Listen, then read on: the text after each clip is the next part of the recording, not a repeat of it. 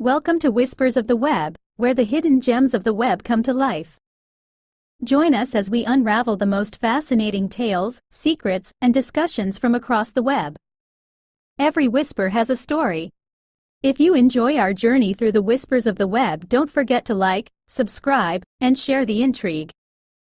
I found the bunker of a prepper family who went missing 3 years ago. Dr. Daniel Vance was a smart man. Too smart for his own good, maybe. 40 years old, a lecturer in fluid dynamics with a mind made of shapes and numbers. No one knows why, but one day, on a whim, he crunched the numbers on the apocalypse and came to a troubling conclusion. He didn't share exactly what it was he'd deduced, but given that he immediately quit his job and liquidated his many assets, it's fair to say it wasn't positive. Swept up in the wake of this tremendous upheaval was his wife, a 24-year-old PhD student who had grown infatuated with Daniel some time before. She loved the strange bear of a man who could just as easily build a log cabin as he could explain the idiosyncrasies of an asteroid's orbit. Speaking to Daniel always left you with the profound impression he was right, so when he told her what he wanted to do, she agreed. 15 years and 5 children later, the Vances were living in the distant woods just beyond my hometown. They were enigmatic, richer than the Pope, and extremely serious about their prepper lifestyle. But they were also funny, easygoing, and incredibly compelling to speak to. Larger-than-life survivalists who swept into town with bizarre requests that thrilled local businesses. Vast quantities of cement, iron, lead, and steel were all shipped through the remote mountains so that the Vances could build their shelter. The advanced methods they used to keep it secret were legendary. Daniel had once spent 6 months earning the license necessary to drive HGVs up to his compound so that no one else would lay eyes on it. And on one occasion, when a company had refused his request for GPS tracker-free vehicles, he bought them out wholesale so that they had no choice. So when they stopped appearing in town during the pandemic, when requests for food and goods stopped and all contact was dropped, most attributed it to lockdown. They had a bunker and had spent their entire lives training to be self-sufficient in the face of civilization's collapse. Even Alexander, the youngest at just 3, was already collecting firewood as a chore and learning what local plants were edible. Most of us just assumed that if anyone could ride out COVID without breaking a sweat, it would be the Vances. The reality turned out to be something else. When the worst came to light, we discovered that Daniel had used the pandemic as an excuse for a dry run. The family intended to spend 6 months in lockdown and essentially beta test their fallout bunker. 3 months in, and the sheriff received a distress call on the radio. Coordinates were provided by the hushed voice of a sobbing child that most assume was Alexander, even though that's never been proven. The police arrived and found the bunker still sealed. It took hours for emergency responders to cut into the door, all the while efforts were made to contact the family within, but to no avail. Once inside, police were left dumbfounded. There was no one to be rescued. No bodies. No survivors. There was evidence the door's locking mechanism had failed and trapped the Vances inside with no way out, but if so, where had they gone? Beds and cots lay everywhere with moldering yellow sheets, buckets close to hand with stains all around them. Some doors were barred, others smashed to pieces. There was even evidence of makeshift quarantines and, in places, what looked like violence. The police, usually a fantastic source of gossip, were not forthcoming until the town demanded answers and the sheriff was forced to offer only the barest of outlines. An outbreak of a waterborne illness had struck the Vances down not long after they were locked inside and unable to seek help. Rumors of contagion were overstated, fueled by the unrelated rise of COVID. Whatever contaminant had killed the Vances, it was non-organic in nature. No need to panic. The Vances' loved ones had been notified. The bunker was going to be demolished, and we could all put this terrible tragedy behind us. Of course, we still had questions. 1,000 of them. Why hadn't the family called for help? They had radios, computers, smartphones too. They were survivalists, not Amish. And where were they? What had happened to their bodies? Why hadn't they simply left? We shouted these and more at the town meeting, but the police simply refused to comment. For most of us, the excitement lasted another week or two until we realized we weren't getting answers anytime soon. Besides, the pandemic was in full swing and most of us had other things to worry about. The tragic story eventually faded until it was just one of those awful things in the town's history that we didn't talk about. I was as guilty as anyone else of just forgetting about it. I certainly never expected to find the bunker out there in the woods, faded police tape still on the open door that hung wide open with scorch marks around the lock. It stood out in the woods like someone had cut a hole right in the fabric of reality, the darkness so deep and black it almost ached to look at. The sight of it made my heart drop into my stomach. It radiated pain. Does that make sense? I think some part of my lizard brain picked out details that wouldn't become apparent to me until I got closer, like the bloody finger streaks that stained the handle from where someone had grappled furiously at the lock without success. And the tiny viewing window had been smashed with a hammer that still lay nearby. I needed only to glimpse it to imagine the family taking turns to stand there and scream into the woods desperate for rescue. Under any other circumstances, I would have run. But I'd gone there looking for my dog, and my light revealed a few wet paw prints making their way down the dusty concrete tunnel. Half Bernese and half collie, Ripley is the sort of dog who trembles in my arms when a storm buffets the windows and needs his paws held when we brush him. I love him. I do not have much of a family, or a wife, or even many friends. But I have Ripley, and I could no more have turned around and gone home to an empty apartment where I would have to sob my grief away than I could flap my arms and fly. He was my dog and I'd raised him since he was a puppy, and I wasn't going to leave him out in those woods. I went in after him. I didn't know what to expect, but I knew it wouldn't be good. Whatever the police had found, they'd not only kept most of the morbid details to themselves, they had also lied. The bunker was not demolished, or even sealed off. In fact, looking at the occasional blue latex glove tossed aside and the one or two broken police-issue flashlights, it seemed like the last people inside had been in a hurry to get out. Given this was where 7 people had presumably died, I assumed it was someone's job to clean it all up. But the corridor looked largely untouched. Just a few meters in and manic writing started to cover the walls, the desperate scrawls of a lone survivor left there to be rediscovered like cave paintings. Most were deliberations on how to get out. Diagrams. Blueprints. Equations and formulae. All focused on the door and the circuits responsible for its faulty lock. I instinctively assumed they belonged to Daniel and that he'd been the last to die. What a god-awful fate for a man to outlive his children. And yet it got worse. Slowly the writing changed from equations and plans to a desperate scrawl. The same few phrases repeated over and over. 5 doors. 5. Not 6. 6. Didn't make it. Didn't make it. 6 doors. 6. It seemed like the kind of thing you'd find in an asylum. A psychotic rambling punctuated only by 6 paragraphs right at the end. Each letter was impeccably neat, and each small paragraph was topped with a beautifully drawn Christian cross. Elliot Vance, aged 15. A gifted guitarist. He liked boys even though he thought I did not know. I loved him with everything I had. He would have made a great man. Alicia Vance, aged 14. She liked to paint and to shoot. She had her mother's mean streak.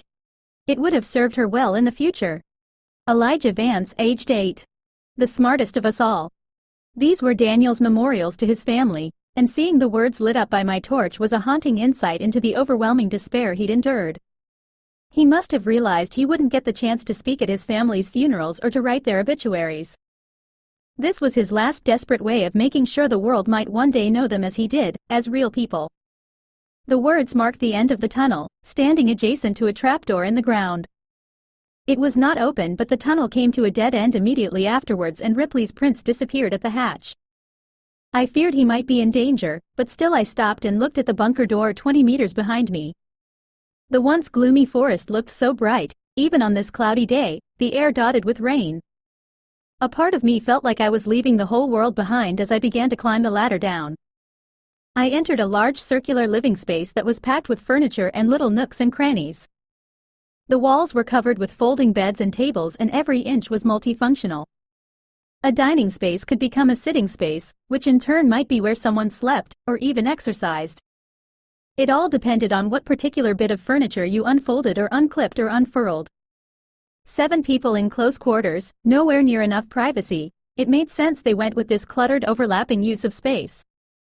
But it was still a large room, bigger than most studio apartments. And there were a few corridors that led deeper into the earth, telling me the bunker had unseen depths. I looked for some sign of my dog and soon found his trail, but this far from the rainy copse Ripley's prints were starting to fade. After barely a few meters, they petered out vaguely in the direction of a nearby door. I wanted to follow but stopped myself from rushing onwards. It was unlikely Ripley was getting out any other way, and I'd do us no good getting hurt myself. I decided to take a look around and quickly spotted a dinner table. If I needed proof the police had not bothered with a cleanup, this was it. The plates were still out, the food rotten to a strange blackened husk. A child's hat lay across one place setting, the once creamy fleece turned a sickly green and yellow. The chairs had their backs reinforced with wooden beams fitted with long grooves so that something the width of a nail could slide into them. And on each of the cushions were foul-smelling stains that looked oddly like a butt print. I touched one with gloved hands and the material crackled audibly. Whatever it was, similar stains were on the cutlery and plates, and there were even handprints of it placed firmly on the tablecloth. At first I thought it was blood, but that wasn't quite right. It was too contained to be from leaking blood. On the back of one of the chairs a stain tapered exactly where a woman's waist would be like a near-perfect silhouette. I shivered as I remembered that Miranda Vance had always been a slim woman and wondered how she had left her imprint on the gray fabric. Using my torch, I saw that these stains repeated in the oddest of places. Yes, there were some on beds and blankets and even patches of plain floor exactly like you might expect in a room full of sick people. But why did one stain on the floor bear such a strong resemblance to a child huddled in the fetal position? And why was the same stuff all over the TV remote, and on books on shelves, and board games too?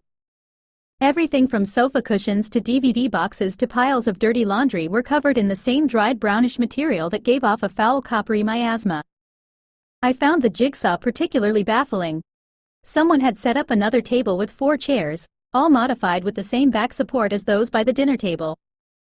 And a jigsaw had been laid out with 4 separate piles, but only one was depleted.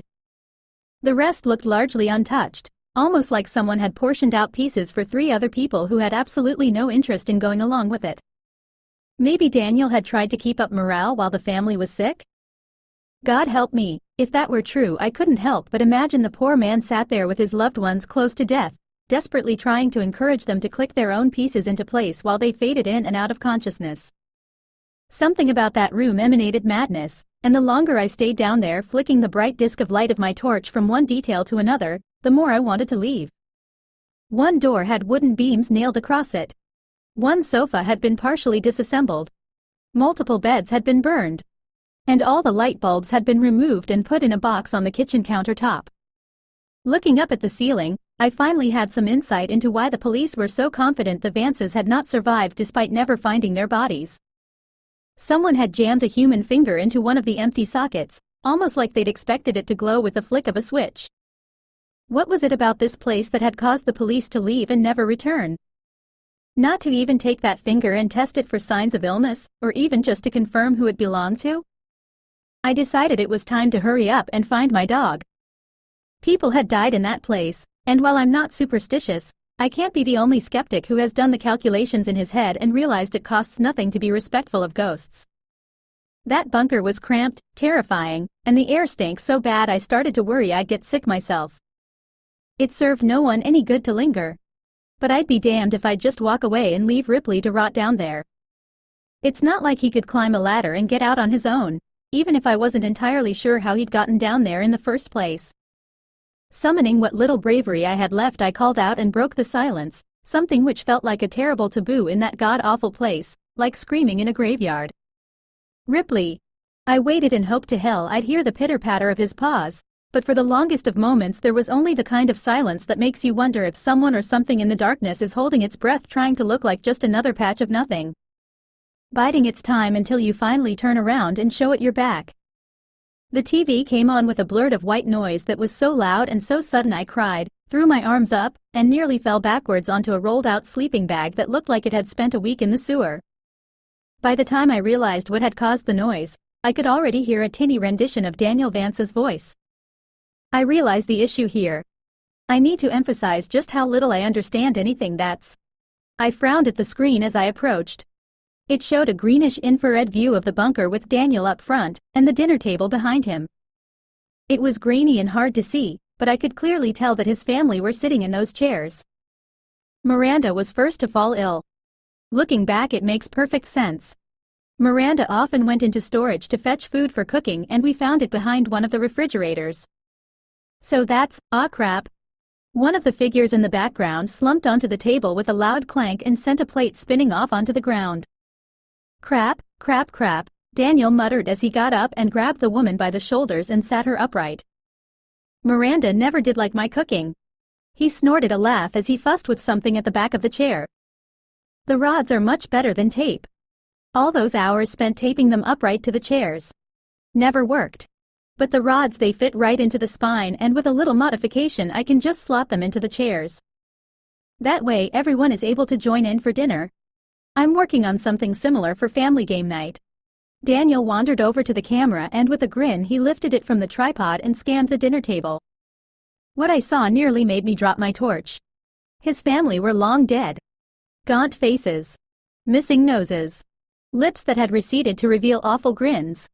These were corpses, plain as day, even when viewed through such a low-resolution image. The only thing that made them seem remotely alive was the way their eyes still reflected the infrared back so that they glowed in the dark. And yet Daniel seemed oblivious to it all. He tousled Elliot's hair, kissed his wife on the cheek, run a hand across one young girl's shoulder. He even picked the young Alexander up from his high chair, and I assume he coddled him. I don't know for sure because I looked away, unwilling to see the poor boy up close. Eyes averted from the screen, I couldn't help but pan my torch across to that same dinner table and shiver as I finally realized what all those stains were. Not quite blood, but close. Liquefying flesh. Left alone for months, Daniel had not put his family's bodies to rest. Instead, he had moved them around from place to place and puppeteered them, living life as if nothing had really changed. Looking at where those stains had settled, I saw a clear pattern emerge. He had put them to bed. He had set them dinner. He had propped them up to watch TV, or gave them their favorite books. They even sat there as lifeless husks while Daniel waited for them, complete and freaking jigsaw. The idea horrified me to my core. Back to work. It's obviously not part of the original designs. No room on the other side, not on the blueprints. Elliot didn't believe me, and why would he? I made every inch of this place, but I did not install that door and storage on the bottom level. I checked the cameras and some of the photos I took during the build, and the wall are just blank. But the door is there now, and it must lead somewhere. I don't know when or why it opens, but it does, and the next time I'll be ready. Because I have to know what's on the other side, and why it did this to us. Alone down here, often all asleep at once. Anything could have slit our throats and been done with it. But it didn't. It took its time, and I have to know why. It took our radios and computers and phones. One by one. None of us noticing until it was far too late. I kept telling the kids they needed to take better care of their things, and even as they complained I just assumed the phones were lying behind some shelf. Where else could they go in a locked bunker? But it wasn't the children at all. Looking back, there are so many signs. Who kept taking away the lights?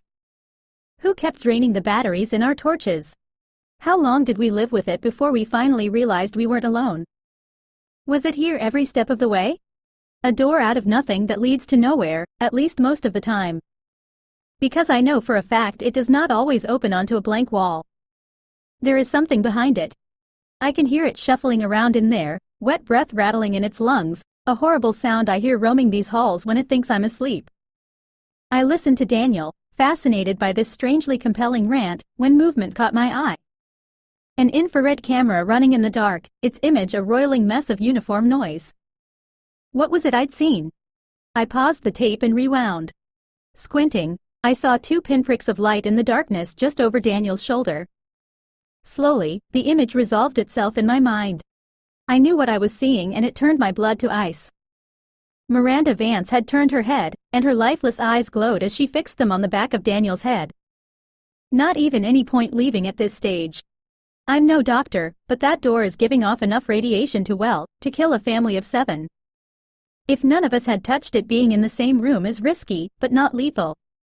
But given how sick we've become, it's pretty obvious our curiosity got the better of us, one by one, and we all got too close. Or maybe not. Maybe that thing on the other side came through and did this. I don't even know. Wait, what was that? Daniel turned and the camera stopped recording.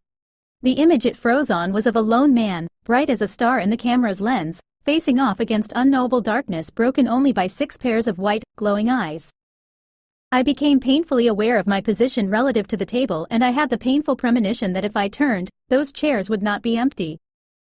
I would see the Vances, all of them, Daniel as well, waiting for me. Heads turned. Bodies left to rot for years in the dark. Behind me something shifted. It breathed. Loud. Quick. I knew what it was. I knew. It came at me so fast that when I felt something hot and wet touch my hand I screamed, only for the presence to suddenly recoil. But then, without hesitation, it leapt at me and bore me to the ground. I wept as Ripley licked my face. He was shivering and, worst of all, silent, which was not normal. He was not a quiet dog, not when greeting me and not when excited like he was now. But whatever he'd seen down here, he clung to me and dug his paws into my shoulders like he wanted to be cradled over the shoulder, something he has been too big to do for years. "Oh, you freaking idiot," I cooed in a soft whisper, and even in the dark I could feel his tail wagging. Joking aside, I felt nothing but relief at finding him. "Let's get the heck out of here." I picked him up, straining a little under the weight but refusing to give in to tired muscles, and made for the ladder. It wasn't easy climbing the 3 or 4 rungs to the hatch, but I managed it and gave the hatch a shove. First one hand, then 2. Again and again, with everything I had, but still that hatch refused to budge. "Crap!" I cried while pounding at it with my fists, but all I achieved was a sore wrist. The hatch had jammed when, somehow, the handle had been snapped clean off. Now I'd need a pair of pliers or something to cut through the metal bar locking it shut. My fingers couldn't move it, nor could I brute force the hatch open. The metal bar was an inch thick and, at the very least, I'd need some tools to get at it from this side. At least it's fixable, I thought as I climbed back down and caught my breath. On one wall I noticed a simple diagram of the bunker made in chalk. It had 3 floors. The bottom was storage, Daniel had mentioned that before, and I noticed that he had drawn through it with a large red X, and the top floor was labeled quarters, where I stood now. But the middle floor was labeled workshops, and it was there I realized that I'd find what I needed. There was one door that opened onto a concrete stairwell and, standing at the top, I shone my light down the spiraling guardrails, unsure of what it was I hoped to see. There were only harsh shadows and the sense of something foul rising up on the air. A smell that tickled my throat and burned a little in my lungs. Had the police even gone down this far? Had they seen what I'd seen on that TV and just left? Somehow I thought it was unlikely that had been enough to send the entire sheriff's department running, so was it something else that had done it? Something that had been enough to terrify dozens of armed men. Something that was almost definitely down there. The door. I went down quietly. At first I considered leaving Ripley behind, but after losing him the first time I decided I'd rather risk it just to know that he was right next to me. Besides, he was being quieter than I was, and I didn't feel much like going down those stairs on my own. He accompanied me with only the quiet click-clack of his paws on concrete, a sound I found deeply comforting as I barely managed to keep my torch from shaking in my hand and my breathing steady. Down one floor and I found the workshop exactly as you might expect. A large space filled with generators and fuel and water tanks and boilers and heaters and pretty much anything and everything that you'd need to survive but which you couldn't put outside due to fallout. Wires, pipes and tubes ran from one end of the room to the other, and even years later, most of the machinery still hummed in the pitch-black emptiness, an idea I found deeply unsettling.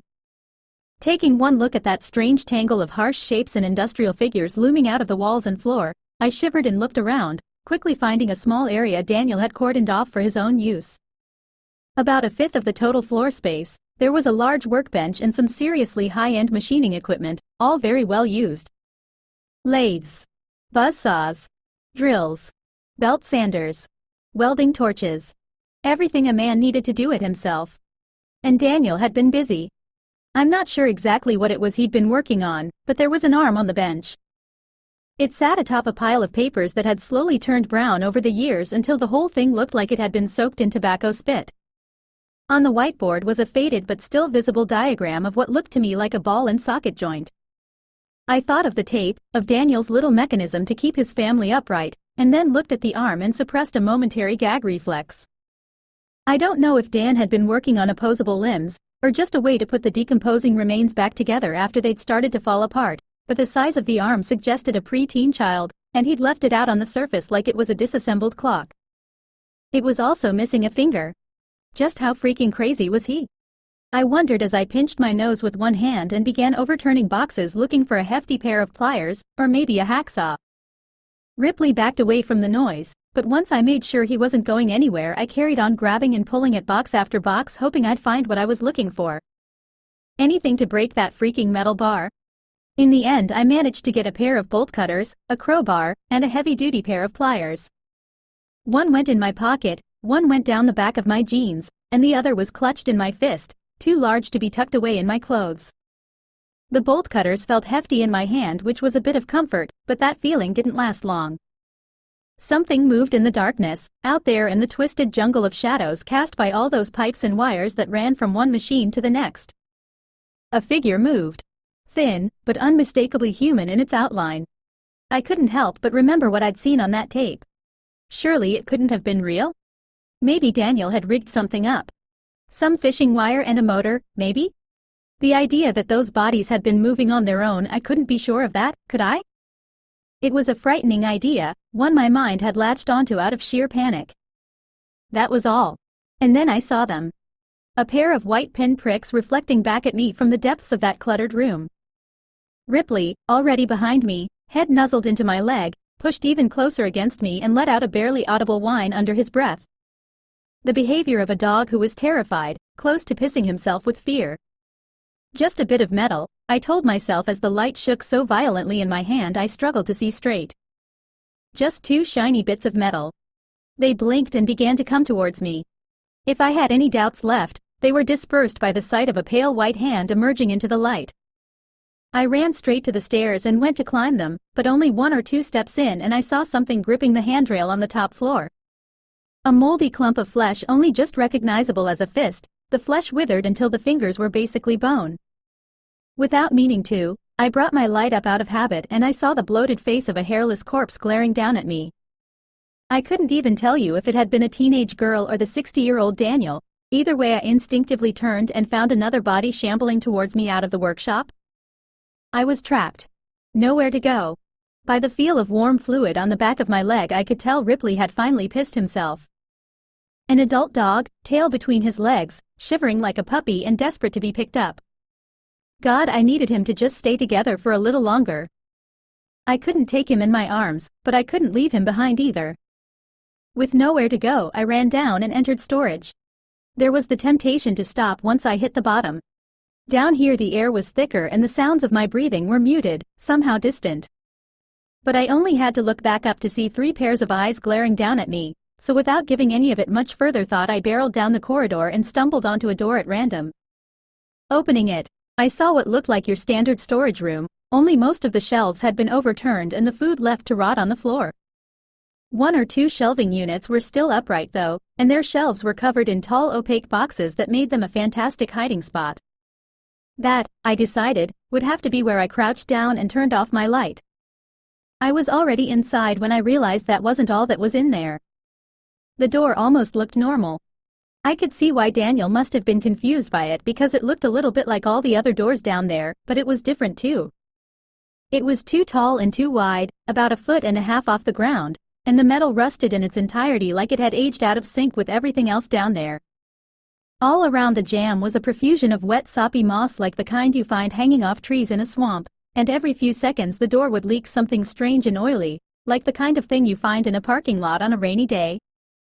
Of course that wasn't too strange in itself, but the leak was horizontal, defying gravity so that every few seconds a large glob of the stuff would whip across the room and slap into the wall opposite, creating a puddle about the size of a man that defied all reason. Remembering Daniel's words about radiation, I instinctively inched away from this puddle and the door on the opposite wall, backing myself into the darkest, quietest corner I could while I pulled Ripley behind me and hoped to hell he wouldn't give me away. Once I was in there, I turned off my light and waited.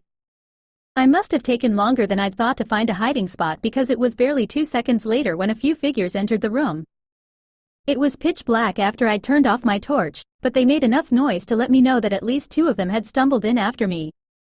I stayed there, unable to see anything, not sure if they were heading straight for me or just getting ready to leave, forced to hold out and let luck decide my fate. When I finally heard something scrape against the wall barely 2 feet from where I stood, I gave up and switched my light on, desperate to know what was coming for me. The sound had been terribly misleading. Daniel Vance was no more than 6 inches from my face. "Get out," he hissed from a toothless and cracked mouth. A living corpse just like the others, somehow a flash of intelligence remained in those wide, terrified eyes. And then I heard it. The creaking of a door. And without even thinking, I turned the light and saw it on the wall. I saw it open, and behind the strange steel there was more than just plain old concrete. Much more. I saw a raging gullet of flesh. A ringed tube of pulsing muscle lined with teeth the size of hands. A spiraling descent into madness. Hot putrid air washed into the room, buffeting me and the rotting corpses, all of us paralyzed by what we were seeing, even if for most of the figures beside Daniel and myself, they didn't have eyes to see with. "What the freak?" I muttered, unable to take my eyes from the flesh tube beyond that doorway. "It's coming," Daniel whispered as he grabbed me with one fist and hurled me out of the room. I hit the floor and skidded along a slick fluid left by the Vance's footprints, the smell of which turned my stomach. Perhaps the worst detail was that it was cold. I don't know why, I just expected whatever oozed off of them to be feverishly hot.